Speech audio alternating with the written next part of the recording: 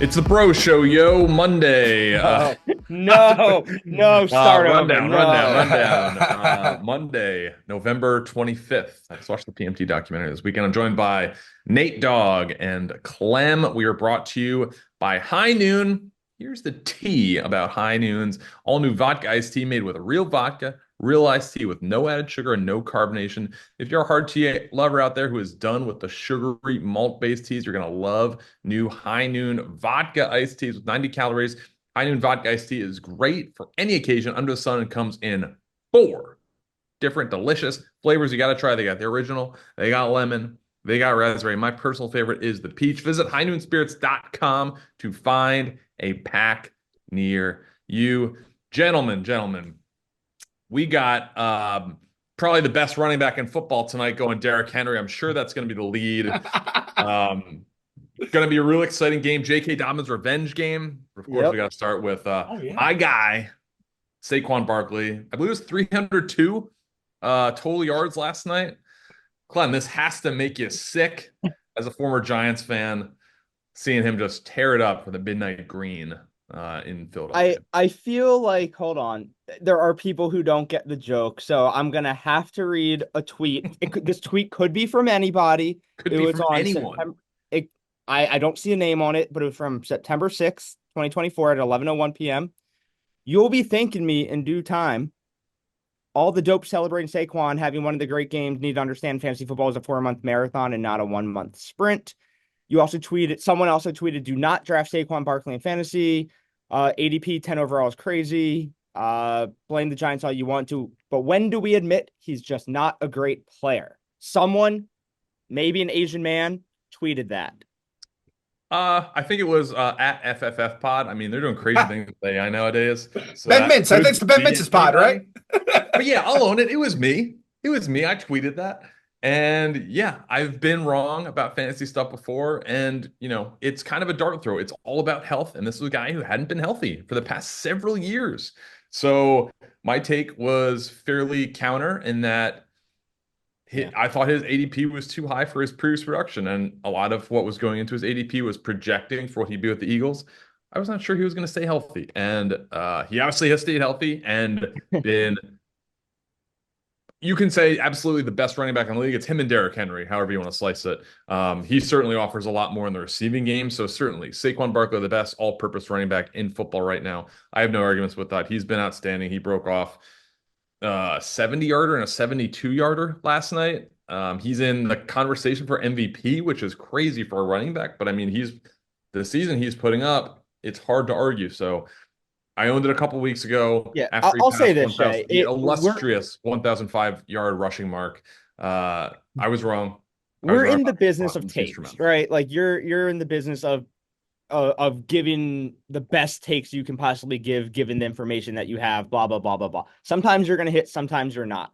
Yeah. The unfortunate part, and we all have done it, is when your opinion or your advice or your strategy is so incredibly wrong and it Yeah. backfires like so hard. And that's what Yep. it's like you missed by a million miles. And that's Mhm. what sucks. Because we've all, yeah, like you couldn't have been more wrong. And it happened. Like we all just throw shit out to the internet, and very few times does it come back to us because it's like you just type something, you hit send, you move on to the next.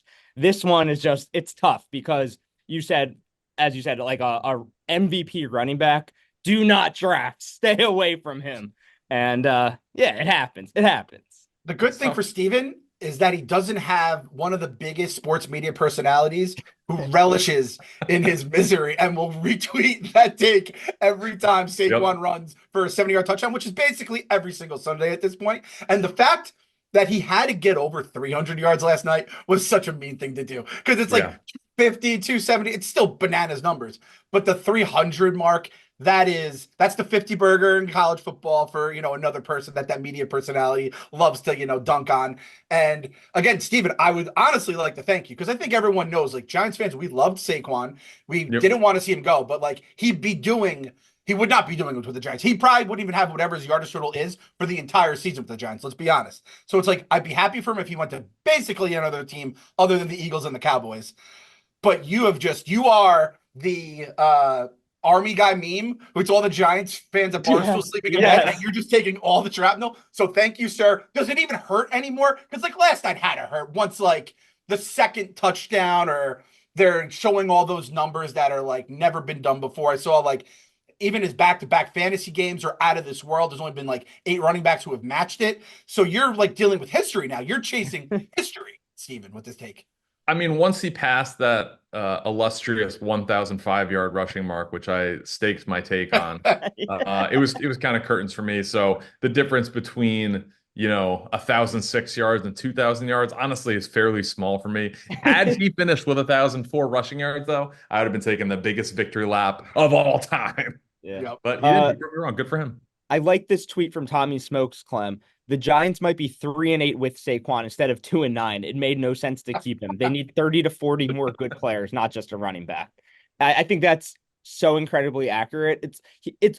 I think Big Cat calls it like the Mahomes effect or whatever, where it's like, oh, even if the Bears had drafted Mahomes, it wouldn't have mattered. Like he would have sucked on the Bears because we're the Bears and the organization. And I do think there is merit to a lot of that, especially being a Washington fan, where it for like a decade, it didn't matter who we took. It just wasn't going to work out.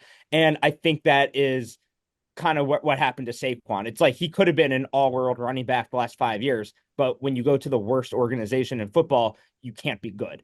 Yeah, if the Giants were what Dave Gettleman thought they were when he was drafting Saquon at 2 with the end of Eli and trying to like rebuild the team on the fly, then yeah, Saquon would have been doing awesome stuff. They just weren't good from that point on, and he would get hurt because he'd be running into lines. They would never use him right because Jason Garrett was calling the plays instead of the Philadelphia offensive line, which is a bunch of studs instead of the nonsense we've had over the years. And then the Giants, and like I was fine going into yesterday's game. Like I've reached a point where they can't hurt me anymore. And it's sad that it happens before Thanksgiving, but I'm used to it happening before Halloween, which is basically where I was at already. I'm used to this as a Giants fan in the last decade. But there was something about that game, that Giants game, with I already don't like the whole Tommy DeVito thing. He's now turned his back on being a meme, which was the whole reason we actually liked him last year. And we've become the Giants are now a meme like the Commanders were, the Jets are. As a Mets and Knicks fan, I'm used to like having my team, and it's like anything you do is going to be wrong. People dunked on the Knicks for years for not drafting Steph Curry, who was drafted 1 spot above them. They didn't even have the chance to not draft Steph Curry, and the Knicks get dunked on for it. Like, and the Mahomes thing that Big Cat says is what I always thought about Curry. If Steph Curry got drafted by that Knicks franchise way back then, run by whatever morons were in charge of it, his ankles would have been a problem. He would have ended his career in like 5 years, and we would have had one of the greatest basketball players of all time. I'm happy he was not a Knick. And I was thinking of this world today. Like if Saquon went to the Texans, I think we'd all be rooting for the Texans as Giants would be like, you know what? It sucks that he's not here, but look at this dumpster fire in New Jersey. I'm much rather, I think a lot of people be like rooting for Saquon to like win the Super Bowl with his new team. That's kind of where we're at as a fan base. It's beaten down, I know, but it's like he had to go to like the Cowboys wouldn't even have hurt as much as the Eagles. Like, we just hate the Eagles. You hate the Eagles, Nick. You know how it is. The fun thing about that Steph Curry thing is Washington had the 5th pick in that draft, and we traded it to Minnesota for, I believe, Mike Miller and not Brandon Roy, the guy whose name sounds like Brandon Roy, Randy Foye. So yeah, sounds like Brandon Roy. Yeah, so yeah, we had that 5th pick where Steph was taken 7th, and we thought Mike Miller was the better option. So fun little fact. And then, the Timberwolves drafted 2 point guards over him. Drafted Rubio and Johnny Flynn. My guy, Johnny Flynn. Yeah. Rubio, a good player. People also forget Steph Curry was hurt for his first couple years in Golden State. And when they traded Monte Ellis, the fan base was like mad about it. They're like, we're keeping this guy over Monte Ellis. Didn't Mark Jackson keep Steph on the bench or like tell him not to shoot threes? He was like, we don't shoot threes in Golden State. And then like they sent him to the broadcast booth. And whenever he commented on Golden State games, he was always so surly about Steph shooting threes because he was like, no, he thought it was like his team that was winning all the championships. And everybody like on NBA Twitter, it's like they never would have won with you because you're a terrible coach, Mark Jackson. Anyway, I could talk about Steph Lure forever. I think that whole thing's fascinating.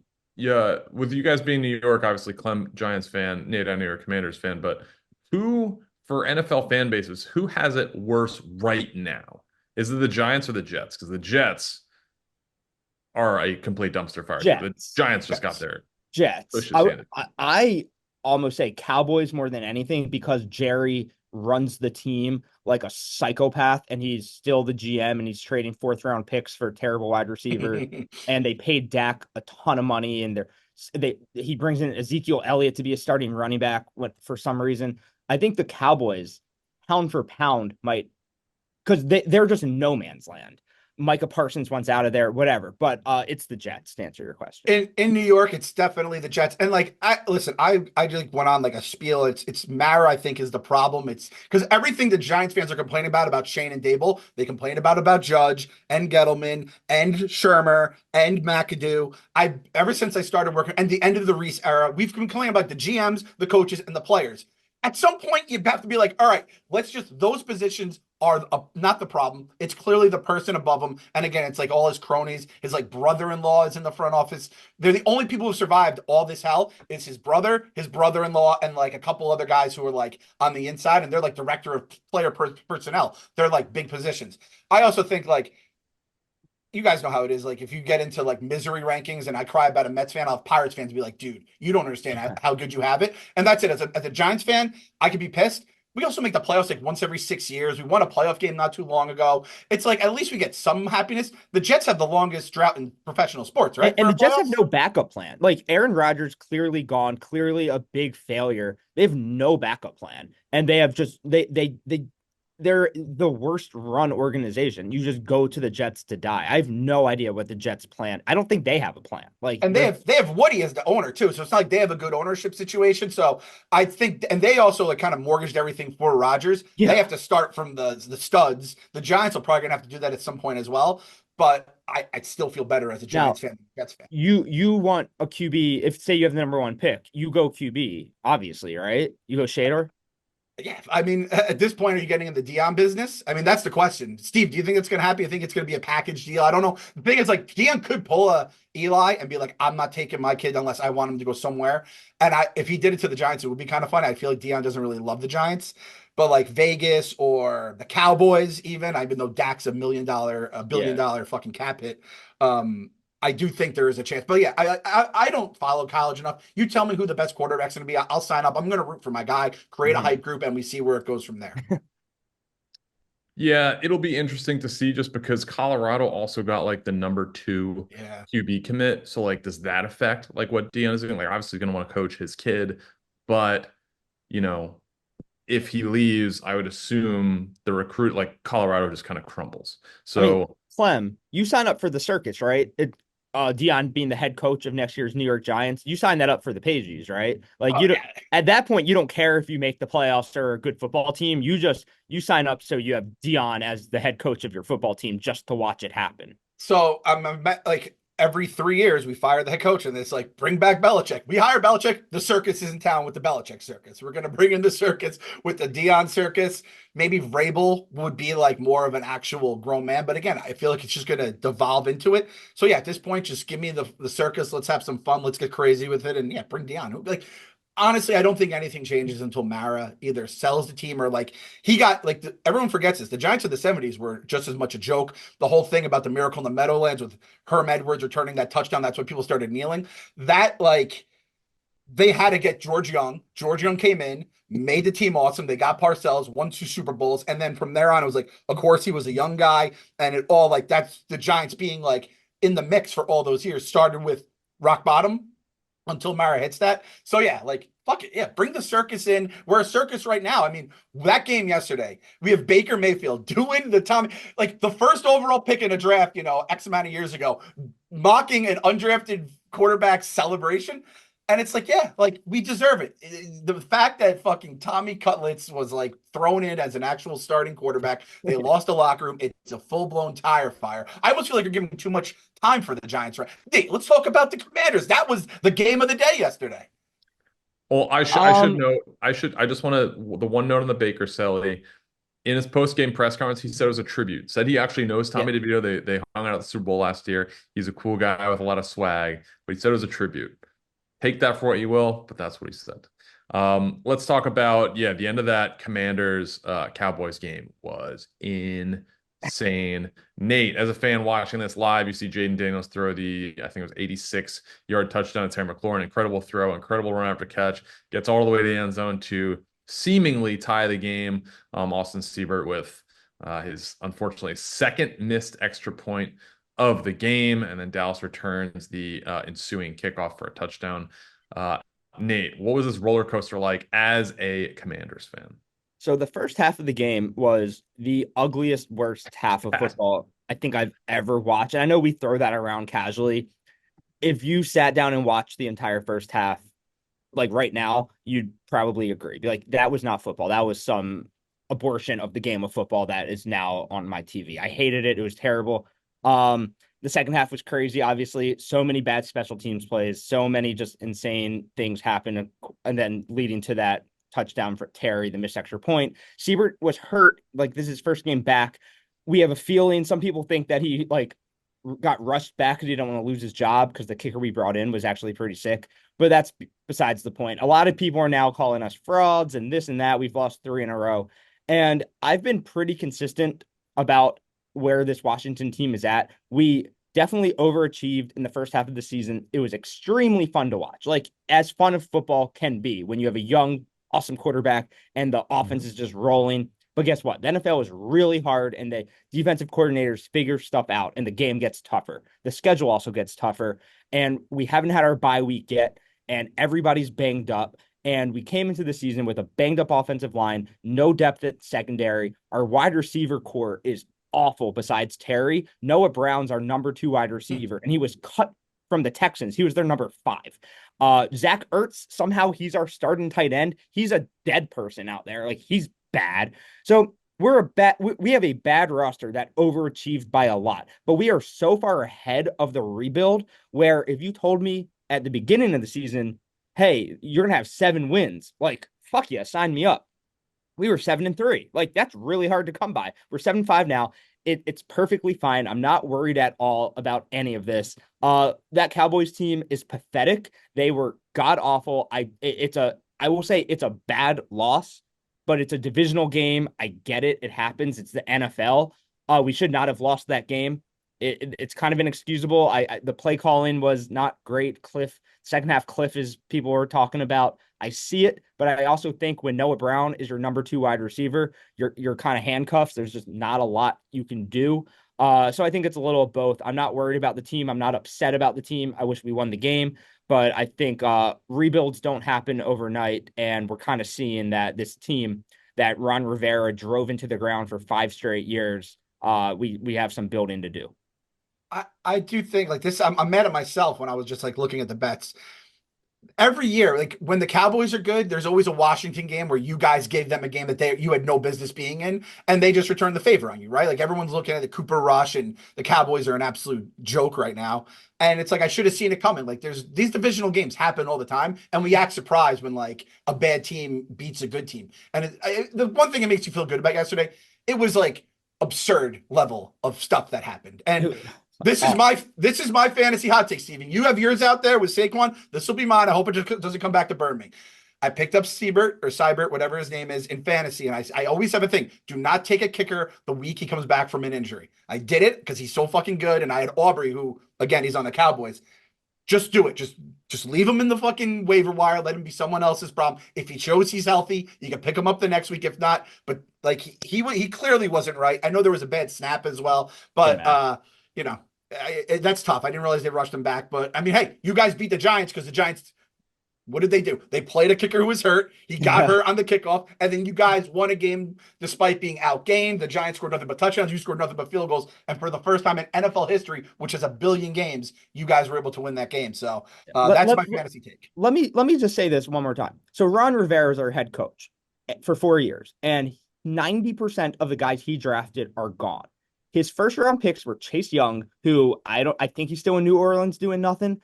Jamin Davis, who was graded at a 3rd or 4th round talent. Ron Rivera took him in the 1st round because both of Jamin Davis's parents were in the military, and Ron Rivera wanted the soundbite that he's a good young man because his parents are in the military. That's literally why we took him in the 1st round when he was a 3rd round talent. So he's gone. Jahan Dotson, 2nd round wide receiver talent, taken 1st round. He's so bad we traded him to the Eagles in the division, where his best game is 1 catch for 36 yards. And then Emmanuel Forbes, Came into the league as a 160-pound corner. We took him one spot ahead of Christian Gonzalez, who is going to have an all-pro season in New England. That's Ron Rivera's drafting. That's why this team has no depth. Like, this team was not built properly by Ron over the last 4 years. Our offensive line is just in shambles, and Ron never once tried to revamp it or anything. So when we overachieved in the first half of the season, I kept saying, it's like, man, we have a bunch of like 63 overall guys in Madden starting for this team and just overachieving. But I was like, the bubble has to burst. Like, the pumpkin has to turn into the carriage. And it happens with injuries. And when your starters are injured and your backups are worse than your 63 overall starters, all hell breaks loose. But we still could have won the Steelers game, and we still could have won the game last night. So it's like, we're not that bad. We're just not over that hump yet. And I think that's perfectly fine. We beat bad teams besides the Cowboys, and we lose to good teams. And that's not the worst place to be with a rookie quarterback. Steven, also, shout out to Kevontae Turpin with the most Madden kick return ever with that slow ass. I mean, that was crazy. To the house. That was so awesome to see. Can I say this? I watched it back. I don't know if the spin move did anything. It was just really cool. But like, watch it again. He kind of just stands in like it like spins in a circle, and people are already out of their lanes just doing absolutely the worst. And he just has 1,000-mile-per-hour speed. But yeah, it was pretty sick. It's exactly how EA draws it up. Like, that is exact replica of the Madden spin move. Steven, I got a question. Just talking Commanders. Are you in the office right now recording? I'm not, no. Okay. I want to know because I saw PFT and Hank, there's definitely, there's like I don't know if it's a cold war or a hot war right now. Yeah. Cowboys it's Hank, tough when your coworkers are also kind of your buddies, but they're busting balls, but then they're placing bets against your guy. And when you have a rookie quarterback, it's like your child, basically. Yeah. So then you're betting against your child. Like, I gotta just know, like, if there's still some tension in the air right now, like Jaden, maybe definitely. I don't want this to be the end of part of my take. Like, could Jaden Daniels be the fucking Miss Elizabeth of it all? Mega powers explode. I guess it would be Hank. That'll be more of Big Cat and PFT exploded, but still Hank is, key part of that as well. Well, because Hank still has Drake. Like, we have, like, that podcast has the 3 quarterbacks, Caleb, Jaden, and May, and they're just all firing guns at each other because Caleb will have a good week and Big Cat will say he's back, but the Bears still suck. Drake May looks kind of good, but the Patriots are terrible. And then we have Jaden, who was like the darling of the NFL, and now he's coming back down to earth a little bit. So then, since Drake May's looking good, it might be the end of the podcast. They're all just going to shoot Uzis at each other. It's truly incredible too. It just shows how, like, your brain changes when you have a rookie quarterback that you love, because those 3 teams have no like rivalry with each other. Like, you couldn't have more 3 teams that are neutral against each other, yet it somehow just ends up with infighting because you just love your guy the most and think he's the best, and then it just turns everyone else into the enemy. We've all been there with different quarterbacks and players before, so be very interesting. And then, I mean, we could talk about it. I mean, I don't want. All right, you transition us to the next topic here, Steven. So I will say, like, and I said this to all those guys when their guys got drafted, if you're not going to legitimately compete for a Super Bowl, I think the funnest experience as a football fan is rooting for a young quarterback with potential. So those guys all had that, but we got to talk about Caleb Williams on that note. Down 11 points with under 30 seconds left, forces overtime, an incredible showing from the number 1 overall pick. He had some awesome throws yesterday. I think he is still good. I think he is going to be very good. I'm not kind of worried about the Shane Waldron era's first, whatever it was, 9 games, where there were certainly some ups and downs. He's looked much better the past few weeks. Shout out to him for catching the big brain parlay yesterday with over 4.5 carries. But Caleb Williams, legitimately awesome. Bears fans, they lost the game. I think it's fine. If they're not going to be a playoff team this year, I don't know if they're ready. Maybe they get rid of Eberflus and things get better. I think they are a fun, exciting team when they're playing like this. Clem, what are you seeing from Caleb Williams? I mean, you see all the flashes. I mean, you saw it in USC, right? But then you also see like the bad USC, and then you could see all the stuff you don't like about Caleb Williams. They all appear. It really is like a Rorschach or whatever that kind of test. Yeah. I'm just thinking right now because I saw you have Bo Nix on the sheet as well. I think part of my take needs to hire a Broncos fan because then like all these guys will be sitting at home watching the playoffs, and Bo Nix will be in the first round, and then that guy could be like, my quarterback's in the playoffs. He wins fucking football games. I think you need to add a little bit of chaos. I don't know who's like the biggest Broncos fan. Do we have a? We Rudy. don't. Rudy. Oh, Rudy there we go. Zonda. Rudy into the fucking mix. I think Rudy could bring the heat. He can mix it up with the boys. I think you have Max there with Jalen Hurts, which is a whole other fucking thing. So I think that okay. I think we need to get Rudy into the mix with them. But yeah, Caleb Williams. I think you see all the good and bad. It's like this is the thing about the Bears. So everything I said about the Giants and Nate said about the Commanders with Snyder. It's like the ownership. It's like you have to hire the right coach and the right coordinator. They shouldn't have even gotten the chance to ruin Caleb Williams' rookie year. And the fact that they do this, they did it with Trubisky, they did it with Fields, and now they're doing it with Caleb again, where they keep the coach, he sucks, he gets fired the first year, and they have to fix it on the fly. I honestly, I do hope the Bears figure it out. I got a lot of friends over there in Chicago, and I would like to see them not be miserable. Like Nate, when you guys got out of the Daniel Snyder business, as a Knicks fan, I'm like, dude, I'm just happy for you guys. I always considered us, we were the basketball version of the, R words and vice versa. So it's like, man, you're out of jail now. And I would like to see them get out of jail. I guess the McClaskeys or whatever the names are, McCaskies have to die. I don't know any other way. Or just sexually harass every single employee. That too. Yeah, that's another way. Jesus. The only two ways. Nate, rank the top 4 rookie quarterbacks right now in your mind. I like that, Steven. So I have to go Jaden 1, Bo Nix 2. Hey, you see Caleb do these magical things and you want to put him at 3, but you also see him throw off his back foot into double coverage. I guess Caleb 3, Drake May 4, but I don't know. That could switch easily like any given second. I mean, Bo Nix is great. Like he looks really, really good. He's going to lead the Broncos to the playoffs. He's 16 touchdowns, 6 interceptions. It looks like he's only getting better week over week. He's lost in the conversation. Maybe it's because of our bubble. Our Barstool bubble doesn't talk about him like we talk about Jaden and Caleb and Drake May. But like he's the real deal. He looks unbelievable in Denver. Yeah, Clem, how do you stack them?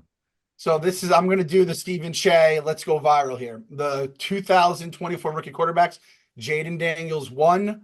We're going to go Bo Nix 2. I like that, Nate Dogg. You throw Nix, it kind of catches the eye. 3, we're going to go Drake May. 4, Michael Penix Jr. I like what I saw out of him a couple of drives in Atlanta. Yeah, and 5, Caleb Williams. You got to get those hate clicks, those rage, retweets and stuff like that. So we'll put Michael Penix on the list. Also, give me my flowers saying Marvin Harrison Jr., not a top 10 wide receiver. I was all over it. Way overrated. So all the fantasy take haters with the Saquon stuff, 1 for 2. I'm batting 500. You wish your favorite baseball player could do that. All right, let's move on. We kind of touched on Baker and the Giants. The Giants are just dog shit. They honestly don't. Oh, Steven, I apologize. I'm audibling on you here. I got to get your take on the 2 insider stories that broke right before the weekend. Adam Schefter once broke a story after having sex with a girl for the first time while he was in bed with her. And then Ian Rapaport, furious that Mike Mularkey once fed him a fake story to piss off his bosses. And that was a young rap sheet going, and he obviously got duped. So as like our version of those guys, what is your take on each of those things? Shea's been duped on the draft show like 4 straight years. He's been duped multiple times, so that's like a bit we have. So like, how do you have experience with it? And Stephen Shea, infamous sex haver as well. I'm sure you've tweeted after sex, maybe even wrote a story after sex. Big pussy eater. Yep, all these things very true. Guys, take a look where I'm taping this right now. I'm a Schefty guy. I'm taping this in Shefty's office right now. Schefty getting the job done after, before, during, throwing out scoops. Guys committed to the game. How can you not love that? That's what I want from my NFL insider. He doesn't take days off. Bill Belichick, no days off. He's the best. Shefty is the best. The fact that he opened up about this is so cool. He just in Denver. He used to work in Denver. He used to work for the Denver Post. So shout out Shefty, also like myself in the Mile High Club. Absolutely the man. Rap sheet, kind of a weasel. And I think this kind of proves like the segment that this broke on, he thought this was going to be his big triumphant, like, screw Mike Mularkey. But then Who is it? Mike Garafolo and I forget who the other host on it was. Just kind of like laugh and we're like, that's kind of a funny thing. And they both admitted like Ian Rapaport, this wouldn't necessarily happen to him today. He's much more established than he was, however long ago that was, 6, 7 years ago. But he's obviously held onto this grudge and taken it really seriously. This has happened to me before during the draft show from multiple different sources, mainly from Big Cat. But this is just a sign of taking yourself too seriously. Like if people are still dunking on Ian Rappaport, who does a tremendous job and breaks a ton of stories. I have a bone to pick. I have a grudge against Ian Rappaport. There was a 2-week period in like 2018 where I had an insider in the Washington front office who was feeding me scoops. And so I broke like a couple signings Washington did, and Ian Rappaport stole them from me after I tweeted them and didn't give me credit. And I've always held a grudge against him since. That's legit. That's a fair reason to dislike the guy. Yeah. Is there a chance he did not see yours and No, then well, had the not same guy? even if he did, yes, there's 100% chance he maybe didn't see me because I had 20,000 followers, but everybody was tagging like credit Barstool Nate, and he wouldn't credit Barstool Nate. So the integrity of the job, in my eyes, of his job went down, where he would not say at Barstool Nate had it. Obviously, I don't actually care. It was like a fourth string wide receiver, but it was just funny that I had this random guy for like 2 weeks. He definitely got fired. He was definitely leaking everything, and he was just DMing. I had Adrian Peterson to Washington before anybody, but I didn't believe the guy because it was so out of left field. And he's like, "No, dude, I'm legit. Like I work in Ashburn." And I was like, "All right, keep feeding me these." So I got like the next two, and it was awesome. There you And go. then never heard from him again. I'm obviously a big Schefter guy. I've met Rap Sheet before. I'll say that Schefter gets a lot of guff for being short. I'm pretty sure in a pickup game of basketball, he's calling for the ball on the block against Rap Sheet. Rap Sheet's a tiny guy.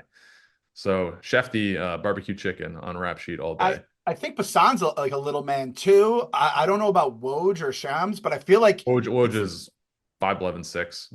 oh, so Woj is like the big guy out of the crew then in that Yeah. case. Because I feel like it I think Shams, I think he's on the taller side as well, like around normal height or taller. Interesting. Hoopers, all right, we are also brought to you by SimpliSafe. SimpliSafe is my home security system. And if you're worried about your safety of your family and your home, there's no better time to act right now. You can get 60% off a new SimpliSafe security system. That's their best deal of the year. SimpliSafe is the home security to trust. Our listeners can get 60% off today by visiting simplisafe.com/rundown. SimpliSafe is a new way to protect your home that stops intruders before they break into your home. Old school systems only take action once someone is already inside your home. That's too late. SimpliSafe's Active Guard outdoor protection changes the game by preventing crime before it even happens. If someone is lurking around or acting suspiciously, those agents see them in real time, talk to them directly, set off your spotlights, even call the police before they've had a chance to break in. SimpliSafe is offering viewers of our show or listeners exclusive early access to their Black Friday sale for this week only. You can get 60% off any new system with a select professional monitoring plan. This is their best offer of the year. Head over to simplisafe.com/rundown. That's simplisafe.com/rundown. There's no safe like SimpliSafe. Guys, I am a SimpliSafe customer. Bam, right here. There it is. Wow. Checking it out. You guys want to see let's see. Are we secure right now, Steven? See, Everything secure? Live look outside of my house right there. Bam. Anybody comes up, even the mailman, I'm getting them. You want to see the kitchen? Want to see the kitchen? Bam, right there. I could check. There's someone in there, Steve. There's someone in there. SimpliSafe, the absolute best. I have a beaten pulse. I know when the mailman comes. Also, my mailman comes kind of late. How late do your guys mail? My mailman sometimes comes like 7:30, 8 o'clock. Oh. It's too late. I have no idea. All I know is the mailmen are the most trusted people in New York City because they have a key to every single apartment building. And oh yeah, it's kind of crazy. Like, do they have to swear an oath on? They get fingerprinted, government employees. So, but still, like, if I'm down on my luck, maybe I shouldn't say this out loud. If I'm down on my luck, I'm becoming a mailman because it just takes one day of delivering packages and you're good. You're back up on your feet. And like, was it like if you went crazy back in the day called going postal? Because like the Yes. mailmen were like shooting people or something like that. Like, Yeah. yeah, that's No, I think that's because people showed up to the post office with a gun and oh, shot they were people. shooting the post office people? I could be wrong, but I thought it was because I'm gonna look it up. I thought it was because post offices were crowded and people would go to crowded places. Post offices are a crazy place, and or at least were. I'm sure it's not as crazy as it is back in the day because people handle a lot of stuff from their house. But Steven, like No, the you're right. mailman, No, Clem, I'm sorry, I was wrong. U.S. in the 1986 onward, USPS workers shot and killed managers, fellow workers, police officers, and members of the general public in acts of mass murder. I guess, yeah, I guess just mailmen are angry. that's why you want to know when the postman's coming to your house. You don't know what kind of crazy that sick fuck is Yeah. doing. White Sox Dave might show up. The postman might show up. You don't know who's coming to your house in Chicago there. So yeah, keep your family safe with SimpliSafe. And Stevie, you talked about Black Friday. This is the Black Friday an exclusive we're going to be having. The Grimace shirt. Going to keep that going. Every purchase of the Grimace shirt is one prayer for Juan Soto to sign with the Mets. So that's my first Black Friday promotion of the year. Hopefully Portnoy is watching right now. Let's go. All right, let's talk. Let's touch on college football a bit.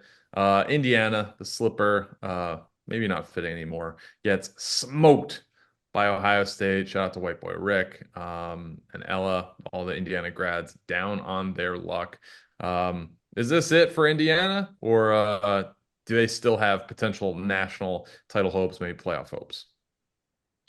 Indiana's fine. They're fine because the SEC all lost. I'm saying this based off of like tweets. Like Brandon Walker would have like a Twitter thread, and he's like, "SEC sucks." Everyone apparently lost the night games, so I was excited to see how it would go. It's just like I don't know. I don't think any of us are really big college fans here, right? There was so Oh, much I'll get into it more around draft time, but no, I don't have a specific team, so I'm not like watching them. during the season. Yeah, the amount of banter about whether or not Indiana deserved a playoff spot before the game. I'm like, guys, like after the game, we'll know a little bit more. But there was so much back and forth on like Friday and Thursday. I'm like, everyone can just shut the fuck up. And by 3 o'clock on Saturday Eastern time, we're gonna know like how they Right. look against a real team. And they looked bad. I went to the Army game with our boy Captain Cons, and I'm like, all right, maybe Army has a shot here since like the one big undefeated underdog lost today. And I think Army actually looked worse than Indiana, which I didn't think was possible. So it was a tough day for two like beloved undefeated teams, but just different levels of like in Ohio State's on another level. Like that, I think Yeah. Indiana got to see that. But I love Indiana. Are you guys Indiana fans? Like I love the whole SIG thing. I love the fact that it's Indiana, which is the most random college football team to come out of nowhere. And like you kind of get sick of like the same old Big Ten teams. It's nice to Yes. have a new one in the mix. I'm Yes, a that's all I Antoine really care Randall about. guy. You like to see a new team. Sorry, Nate, go ahead. I would say I just Antoine Randall L, the pride of IU Yes. football. Yes. That is my extensive knowledge of that program. I'm a Maryland guy, obviously we're absolute trash. But I you know what I don't follow I follow college football through Twitter and the big games. Like I'll watch like Georgia, Alabama, Clemson. My brother went to Clemson, so I started following Clemson a little closer.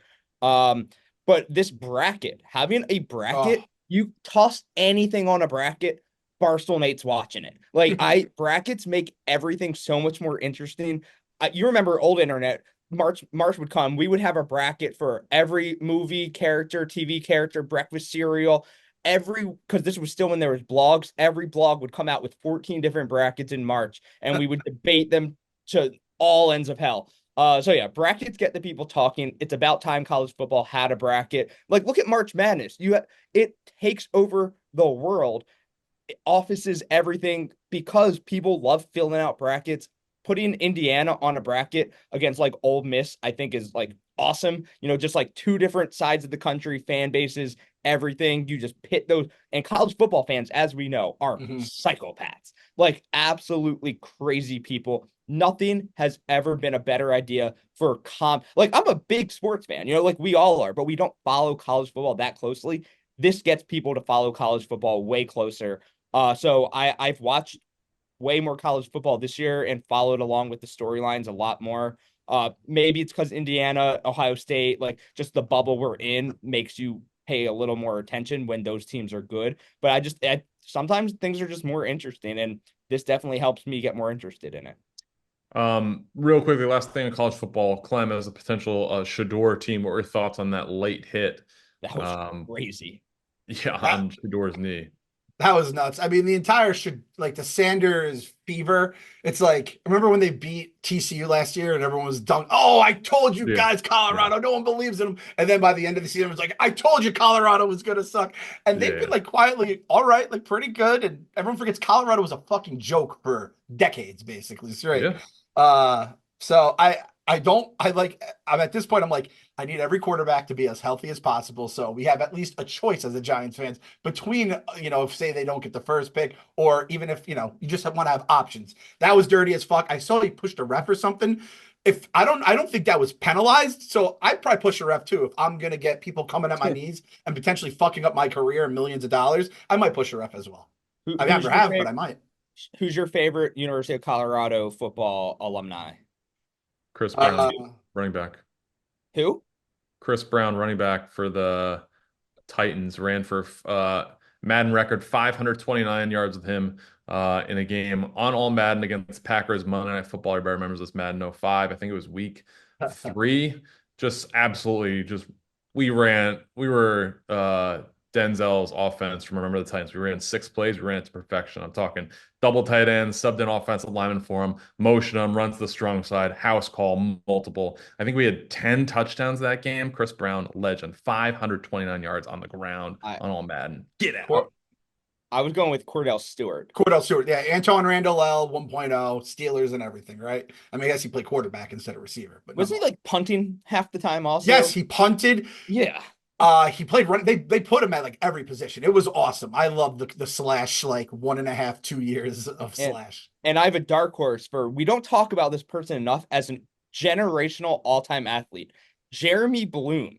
He was Mm. drafted by the Eagles Eagles. or the Yep. Steelers, Eagles to go into the Eagles NFL skier. while also being an Olympic skier. Like being that good at two completely different sports to like an elite level is bizarre to me. I think that's more impressive than like Dion playing Major League Baseball and NFL football. Just skiing and football. Like I there don't think is he made no a squad. I overlap. think he was cut after preseason. Still a Stinker fifth football round player. pick. He was What? drafted into the NFL. His knees got shattered from all the slopes, but pretty impressive. Then his sister, of course, Molly's game. Of He's the course. perfect dozen question. I think he's been asked multiple Yeah. times, Jeremy Bloom. So I also Eric Bieniemy too. Obviously legendary Boomer nickname. Sleeping with Bieniemy, and the fact that like anyone could run that Mahomes offense and not get a head coaching job. It's one of the like craziest things looking back. I don't know what's behind the scenes with Eric Bieniemy, but it can't be good if he never got like an opportunity. Dude, if you remember, he was our offensive coordinator last year, and he was Yeah. dog shit. And so we let him go, and then he went to UCLA to be their offensive coordinator, and they're averaging like 8 points a game. It's a good miss by the teams that didn't hire him. We'll say that. Yeah. Guy loves running the football. But speaking about Blooms, In Bloom, one of my favorite Nirvana songs. Um, also, Okay. I I thought that forgot was that. going to be a transition to something or segue to something. Just a fun I was fact. trying to transition eventually to the 76ers anal thing. I don't know if I can do a Bloom anal thing. But yeah, did you guys see the 76ers graphic final looking like it says anal? Uh, we discussed meme teams earlier. I would like to welcome the Sixers to Yep. the meme team. You're back. You're down here with the Giants. Again, all the Eagles fans dunking on the Giants. Just wait for the basketball team. Now the Knicks, my Knicks, out of the meme team. This is our team, Steven. Excuse me. It's so nice to be out of there. And the Sixers, it's like when you're fix, that's when it's like you can't win. And then it's not even just the winning or the losing, I should say. Like the Wizards lose for the Nate Dogg, but like they don't have like the LOL funny stuff. I guess Jordan Poole had his moments last year, Yeah. but that's kind of subsided. I'm sure the Wizards will have their moments, but the Sixers, it's bad. Embiid locked in for God knows how much longer at God knows how much money. Paul George is podcasting with that fucking contract, and they're just losing. And the thing is, the Sixers, if they didn't have those two guys, I'd be like, wow, Maxey and what's the kid from Duke, the Jared TikToker, McCain. McCain. He killed the I'm the Knicks. rookie of the year. He's awesome. That I was like the tough. Sixers. Philadelphia Nice would team. love this team if they had those two guys and 10 creative players. But instead, it's just sadness and Embiid flopping and being hurt and being mad at like snitches. It's terrible. So the anal, the kiss on top, and I'm sure we're going to see plenty more of it for the rest of the season. Yeah, I want, Sixers are Jets-esque, where you have this megastar Embiid, Aaron Rodgers, and they just can't get out of their own way, and they say all the wrong things at all the wrong time. Embiid, makes me laugh. I think he's a naturally funny guy, but he's such just like a cunt on the court that is so unlikable to watch play basketball. He has taken basketball like just back like 30 years with just how annoying he plays, and then he's just always hurt. He's blaming the fans and this and that, and just that team is in absolute shambles. And I will never forgive the NBA if because my beloved Wizards, we are in full tank mode. We're trying to get Cooper Flag. If the Sixers somehow win the draft lottery again and the Wizards have like the fourth pick again, I will do Kirk Minahan show. Like it is just the Wizards need a break. We just have had no breaks. We have get John Wall and that didn't work out. Bradley Beal was Bradley Beal, and that's basically it for our drafts over the last 20 years. It's been so bad to be a Wizards fan. What was the Kirk show dig? Are you KMS. Oh, okay. Gotcha. All right, let's that's also a tough thing to transition without saying it specifically. Oh, geez, yeah. Let's talk about Frank the Tank and his Feidelberg's apartment. Tough scene. Frank issuing an apology. I don't know the exact time, and a couple days later. So for those that didn't see the story, they were doing, I guess, a Tank cooks at Feidelberg's apartment, who has like a big enough kitchen for them to film. Yes. He said no problem. Said he didn't have to, say, hey, I think he said Jackie, his producer, asked if they could do it there. He said no problem. Didn't think he needed to ask, like, hey, can you clean up after? Like, that's just common courtesy. The video comes out where it initially looks like it might be they could have like started a fire potentially, where you got Jenks and Jackie and everybody kind of fanning the smoke out to keep the smoke alarms from going off. Frank, you gotta get control of the situation. I don't know, Wayne. We don't have good equipment here. Frank doesn't know what's going on there, and then they leave, and Feidelberg releases or puts out on Casey Radio that they didn't clean up and left a giant mess. It took over 30 minutes for him to clean. The host who let them use his kitchen wasn't even there. I believe it was him that blogged the top 3 people most to blame. Yeah. And where do you guys stand on this? It looks like Jenks is apologizing almost too much and trying to get him hockey tickets and things like that. I think the world of Jenks. Frank issuing an apology. Jenks bought him Bruins at Rangers tickets for a game John's not even in town for. Like Jenks was just spiraling so much. Jenks legitimately felt bad, obviously. But I think they all did. Well, almost all of them. There's one guy who didn't feel bad, and that guy's name is Frank the Tank. And he issues it. So they cooked last Wednesday, and then John puts out the clip maybe Thursday or Friday, and no apology from Frank, no tweet about it. Like Frank's just going about his day. And then you start reading the replies from like Jenks and Mikey Betts. And Mikey Betts is like, I'm begging Frank to apologize. And Jenks is spiraling. He's buying hockey tickets. He's saying, I'll do any, like he's making it worse because John hates all this stuff. John's just like, I just kind of wish you guys cleaned up, and I don't want hockey tickets. Like, it's over. It's done with. It's clean. But Jenks has to make it better because like now he is just like losing his mind. And meanwhile, Frank doesn't give a fuck. Like Frank cannot be bothered. Frank finally issues an apology saying he was focused on the cooking content. He said, I should have cleaned the apartment. I was concerned with getting the food back to the office. He wanted people to try it while it was hot. Fine. And should have had someone cleaning while we were getting out of there. I wish I would have had the chance to clean afterwards if Fights wanted me to. And Frank goes, if he wanted me to clean, I would have done it. And someone goes, of course he would have wanted that. And Frank just goes, he did not ask. Frank's a little guy, and I have yelled at Frank on camera, and we've had our moments. I drove with him down from Chicago to Vegas. I'm a Frank guy. I like Frank a lot. I think he is very enjoyable company. I didn't think that was a punishment at all. It was a really fun time, and I was with Jenks and Mikey Betts too, so I like those guys too. Nate, you surprised me before the show when we brought up this topic. You said you and Frankie Midnight are very cool now. Oh, we're very cool. We chat about hockey all the time. Like, since the whole walking thing and really like getting a hold of his life, He's been so pleasant around the office, like no real issues with anybody whatsoever. It's been like extremely nice. Like I give Jenks a lot of credit for that, and Frank a lot of credit for like wanting to, change his life and get better. But he still has his Frank moments, and like stories like this is why like what makes Frank Frank, but also it is so wildly disrespectful to be like John was saying there was just like dirty rags everywhere, garbage bags overflowing onto his carpet, just like pots and pans where pots and pans shouldn't have been. And it like it's on the talent, whatever you want to call it. Frank's the boss of that shoot, and it should have been like it's such a no, like it's not even a question. Like, duh, it should have been cleaned. And Frank just being like, well, he didn't ask me to clean. It's sometimes, sometimes your wires get crossed. It's hard to stay mad at him. Yeah, I mean, everyone's like, "Oh, Clem, you and Frank, your rivalry." I'm like, I've always said, I love Frank. I was in the Frank the Tank business. One of my favorite subjects to blog is the old Frank, like the blackouts and the crazy stuff he would say. He'd have the Ninja Turtle pizza window. I mean, the guy is a content machine. Then people got mad at me when I was like, "Hey, can we hold him accountable for the bet he made me?" And everyone got mad at me for being like, "You have to be accountable for your actions when you say He's you're going not to do great at something." accountability. No, I would say that's probably his biggest weakness is accountability and responsibility for his own actions. so that All right, being let's said, spin this a little bit. Was Frank thinking about the bigger picture, more people getting to enjoy hot Thanksgiving food, as opposed to, unfortunately, the sacrificial lamb fight over one person having a dirty apartment? Well, here's what happens is when he probably got in his mind, we have to go, we have to go, we have to go.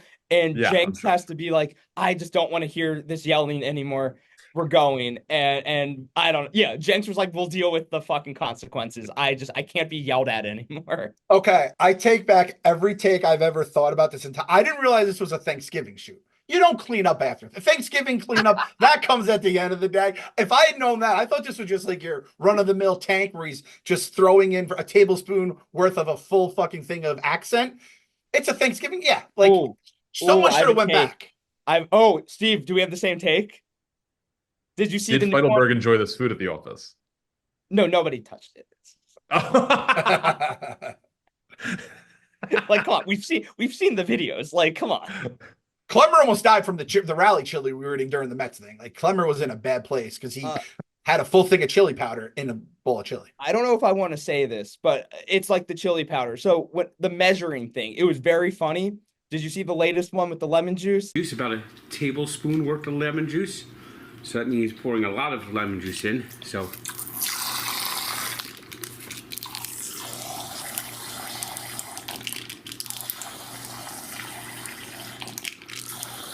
I guess that's more or less a tablespoon. I'm awoke. I think Mr. Tank is getting a little self-aware. It was 1 tablespoon lemon juice and he squeezes the entire thing. Like this is conspiracy Nate coming out, but I think someone sees how well those clips does and is like, I got to play the hits. That guy is 100% pure, I can assure you of that. Let's talk really quickly about the movie event of the season, Wicked. Did you guys make it to see it in theaters this weekend? I heard it's excellent. Jeff D. Lowe gave it rave reviews. 91 out of 100. It's getting Low score for him. reviews across the internet. Shay, you saw it. I'm sure you loved it. What were your thoughts?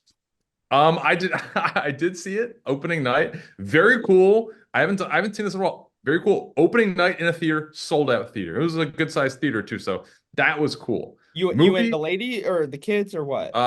No kids with my wife. She loved it. I hated it. I absolutely hated it. It was way too long. Story was there are certain parts of the story that 2 hours 40 minutes. You expect everything to be kind of drawn out, fully explained. There is I guess you'd call a moment of conflict in this, where it's kind of the breaking point, depending which way the movie goes. That is rushed through, which is crazy for a 2 hour 40-minute movie. The songs, not great. Wow. Ooh. The final song was good, and I kind of like the ending. It is And it's not a spoiler because the movie is called Wicked Part 1. It's a two-part Yeah, movie. I just learned that. So I read that there's a built-in intermission because the movie's so long. Yes. And then I was told that this is only part one of a Yes. part movie. Yes. I will That's probably see part 2 great. next year just to get the gist of it. So I got a lot of heat for my tweet when going to the movie say I didn't know it was a musical. I will clear that up. I did not know the movie was a musical. I knew that it was a play or show or musical of some type in New York. I think I was like around the corner from it for a couple years. I think it was at like 52nd or 53rd It's at like and 7th 51st or Broadway or and something like 9th. that. I was at 54th and 8th and 55th and 9th for years. So I lived very close. I walked by the billboard all the time. I did not know what exactly the show was, if it was a musical or a play or show, whatever. It was something Broadway. That's not my scene. I've been to 3 or 4 Broadway shows in my life. They're fine. Not for me personally. Going to this movie, I did not realize the movie was going to be a musical. I thought it would be a Harry Potter-esque story that was a Wait, prequel to The Steven, Wizard of Oz. Steven, let me fire back. You can't say the movie is worse based on what you thought it might be. That doesn't change the movie, right? Correct. I just thought the movie stunk. Like I was not really Okay. entertained. You didn't downgrade it because it happened to be a musical and you didn't expect it to be, because like that shouldn't change how good or bad it is. No, this goes off of like how much I liked the movie. I will never see this movie again. It was not enjoyable. The songs weren't good. I do respect Ariana Grande and Cynthia, whatever her name is, because they have very good voices. I thought Ariana Grande had some funny parts, but overall, like not an enjoyable movie, not for me. And What did you score it for? 4.1 out of 10. The scenery was very nice. I wouldn't be surprised if it gets an Oscar for like best cinematography or costumes or one of those kind of BS Oscars. That doesn't really have anything to do with the plot or story. What movie's more overrated? Wicked or Oppenheimer? Wicked, because 91 out of 100. Also, Dante with Oppenheimer got an 100 out of 100 though. Right, and you hated Oppenheimer. Oppenheimer was good. It was too long. Well, I could not have agreed more when you're like the big conflict was if he gets like his government papers. Like who the fuck cares? Like I had that for 90% of the movie. I could not have agreed more with you on that. Like this girl's riding a horse for like a half hour of the movie, and then the big conflict is like, but I'm a government. The rest of it's fine. But I agreed with you on that. I gave it like an 83. See, this is the thing about Stephen Che, movie critic. I have to admit it. You've done it. I have to, like, as soon as I see there was a review, I'm like, I got to hear what Steve has to say about this movie. You are now must watch because I never know what's going to come out of your mouth, which is like in this day and age is a very important thing because there's so many people that can give you reviews about like, you know, how great the cinematography was and this and that. So it's like, I didn't know it was a musical. I hated the story. I thought it was about the bomb with what Shea does best is, and I think we're all guilty of it, when you know something is supposed to be like, let's use Oppenheimer. Like it's supposed to be the greatest movie of all time. Jeff D. Lowe gave it 100 out of 100. Sometimes you're scared to then give it a lower grade because you just don't want the internet mob. And Shea doesn't give a fuck about that. Like I was scared to say that I gave Oppenheimer an 83 out of 100 because people are so disrespected by that score. And I was like, I think that's like a pretty good score for that 5-hour movie. Hey, dude, that happened to me with The Last Jedi. I remember being like, I hated that movie. Like, what did people, did I watch it? Like, I honestly thought I watched like a different movie. It was like a placebo effect. And then it came out that there was a lot of people who hated it, but I think a lot of people were kind of scared to say it at first. And then it went the other way where then it just gets review bombed. And then like nobody wins, you know, but there's people who still love that movie. There's people who still hate that movie. It's just Stephen Che is our fucking North Star. Steve, on Prime with Aubrey Plaza. It's called My Old Ass. It's 90 minutes. It's fantastic. You'll cry your eyes out, but it's really, really good. Okay, maybe I'll give it a watch this weekend. But I want to address the two people that have given their takes on this movie. One, Jeff D. Lowe, very much I respect him. He's got, for the most part, pretty good taste in movies. Gave it a 91 out of 100. That's fine. He does say in his tweet that if you don't like musicals, maybe this is not for you. Fair. I'm not necessarily a big musical person. This movie, blatantly not for me. Also, Dante, who's going at me online about my score about this. Let me read you the title of his blog, and then let me just give one sentence on me. Okay. Gentlemen, I saw Wicked the movie last night, and it was amazing. Take your wife, your girlfriend, or your daughters to see it this weekend. I'm none of those things. I'm a dude. I'm giving commentary and reviews. This movie stunk. If it was for me, he would have said, "You go see it this weekend by yourself." Nope. It's a. I don't want to give the full. I don't want to get canceled, but like this is not a movie for me.